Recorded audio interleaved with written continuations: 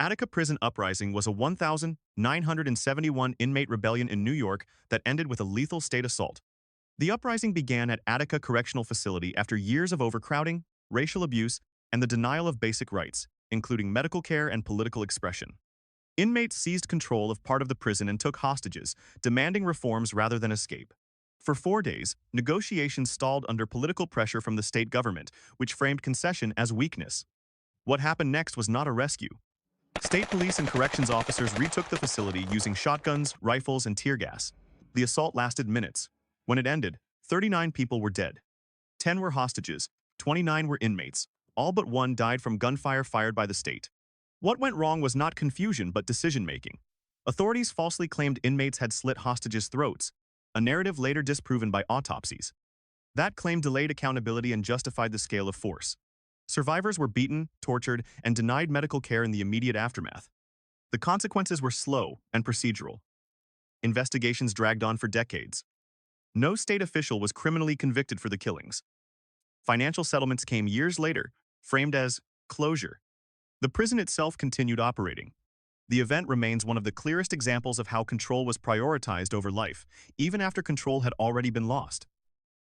The Ohio Penitentiary fire was a 1,930 disaster where incarcerated men were deliberately kept locked inside a burning prison.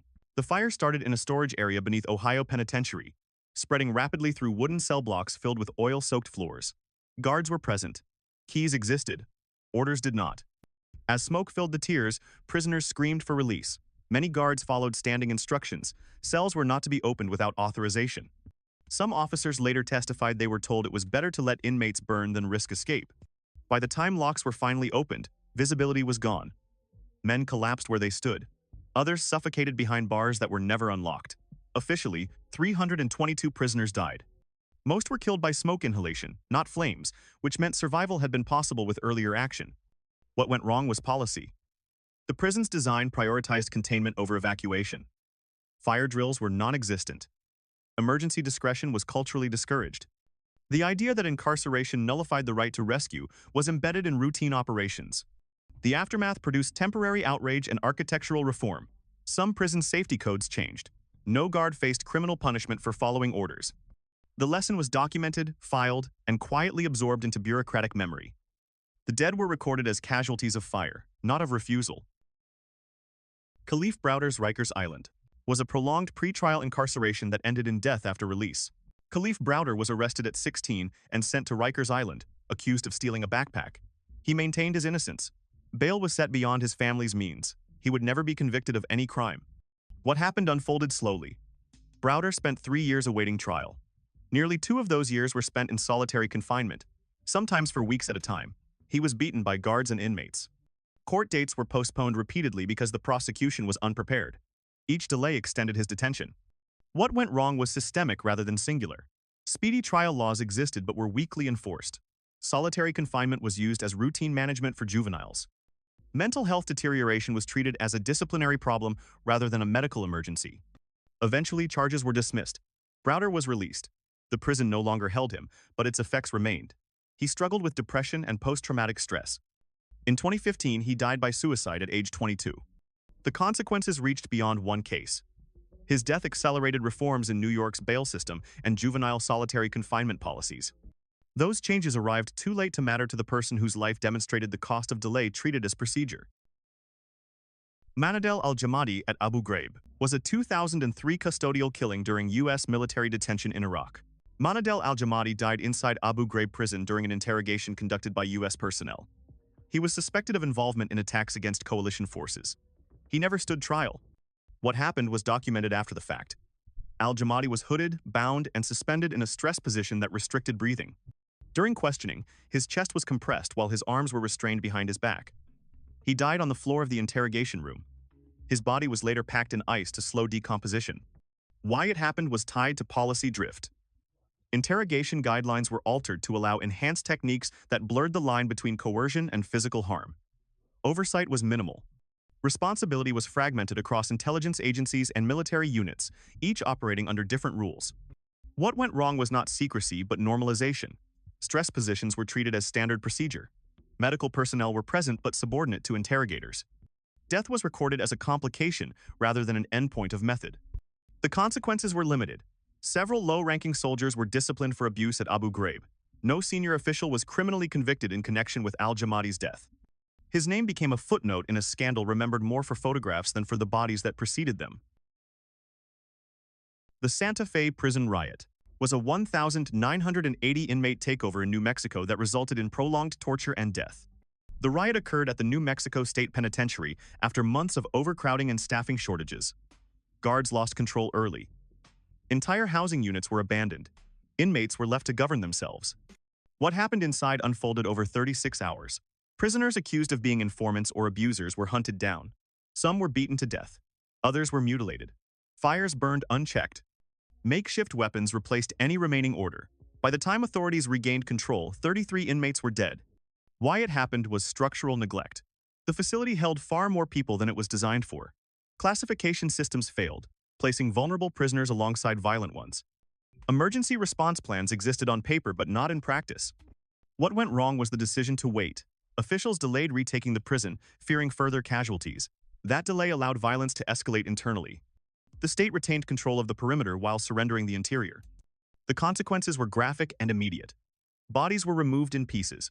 Autopsies documented prolonged suffering rather than instantaneous death. The riot prompted national prison reforms and lawsuits. It also established a precedent. When authority collapses, survival becomes arbitrary and time becomes lethal. Andersonville Prison was a Confederate Civil War camp where mass death resulted from deliberate deprivation. Andersonville, officially Camp Sumter, held Union soldiers captured during the American Civil War.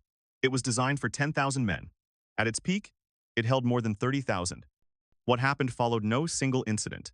Prisoners were confined within a stockade with limited shelter. A polluted stream served as the sole water source. Food rations were minimal and nutritionally inadequate. Disease spread without intervention. Why it happened was a combination of resource scarcity and policy choice. The Confederacy faced supply shortages, but prisoner exchange programs had been suspended. Rather than release captives or reduce intake, officials continued confinement under worsening conditions. What went wrong was sustained indifference. Mortality increased steadily, not suddenly. Men died of dysentery, scurvy, and exposure. Guards enforced boundaries but did not provide relief. By war's end, nearly 13,000 prisoners had died. The consequences were symbolic.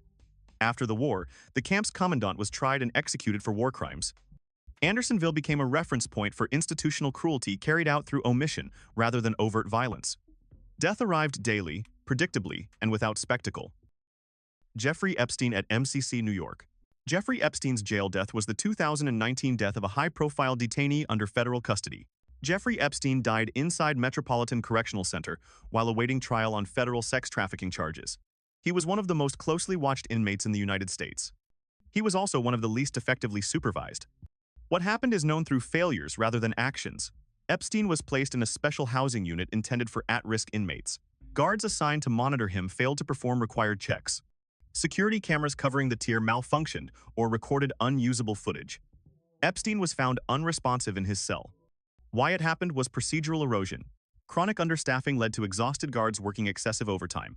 Monitoring protocols existed but were treated as flexible.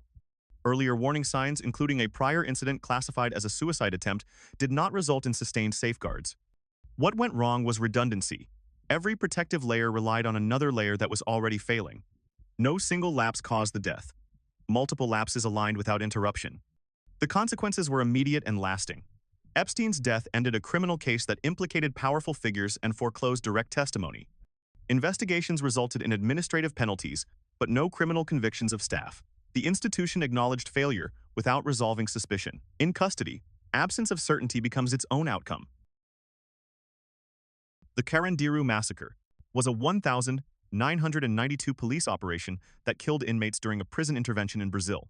The massacre occurred at Carandiru Penitentiary after a fight broke out between prisoners in one housing block. The disturbance did not involve hostages or weapons capable of breaching the perimeter. Control was localized. What happened escalated rapidly. Military police were ordered to retake the block. They entered firing live ammunition. Cells were cleared room by room. Many inmates were shot at close range. Official counts list 111 prisoners killed. No police officers died. Why it happened reflected institutional reflex. Prison authorities requested armed intervention rather than negotiation. The police command prioritized decisive force to reassert authority. Prisoners were treated as combatants rather than detainees. What went wrong was proportionality. Autopsies showed that many victims were shot multiple times, often while unarmed. Medical assistance was delayed. Survivors reported executions rather than suppression. Evidence was later compromised during cleanup operations. The consequences unfolded over decades.